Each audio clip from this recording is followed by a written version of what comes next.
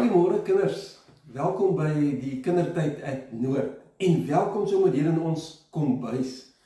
Ek het nou so 'n bietjie olie en botter hier in die pan warm gemaak en ek gaan nou so 'n bietjie knoffel bygooi en 'n takkie roosmaryn en ook 'n takkie timie.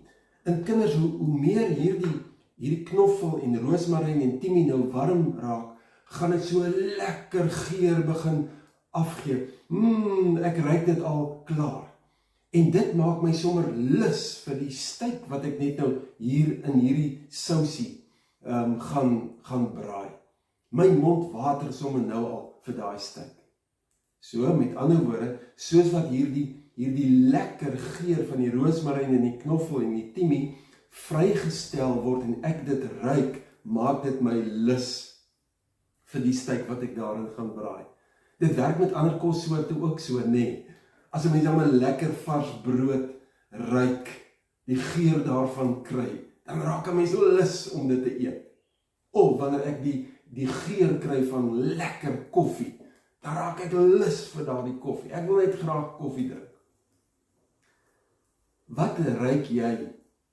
En wat is vir jou 'n lekker geur wat jy graag wil eet en drink? Miskien is dit sjokolade. As jy sjokolade ruik, wil jy dit net eet, nee. Of miskien as jy chips ruik, dan wil jy dit net eet. In Efesiërs hoofstuk 5 vers 2 staan dat Jesus se lewe, die manier hoe hy geleef en gepraat het en opgetree teenoor mense, het 'n lekker geur afgegee.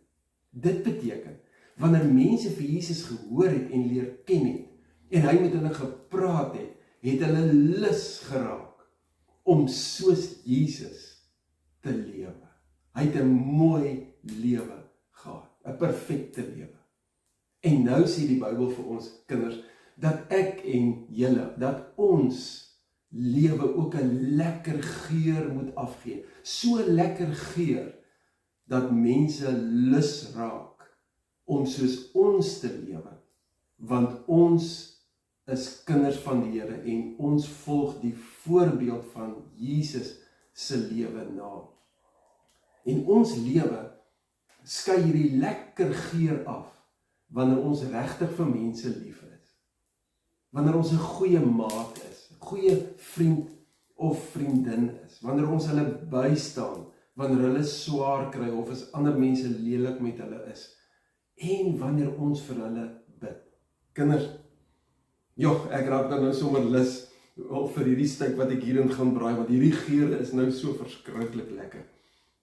Kan ons vir die Here vra, dat hy ons sal help, dat ons lewens ook so 'n lekker geur sal afgee. Jesus, dankie dat u lewe so mooi was, dat dit 'n lekker geur afgegee het. En help ons om ook soos u te lewe, Here, meer en meer, sodat ons lewe ook 'n lekker geur kan afgee, en mense sommer lus raak om soos u te lewe. Ek bid dit in Jesus se naam. Amen. Mooi loop julle. Tada!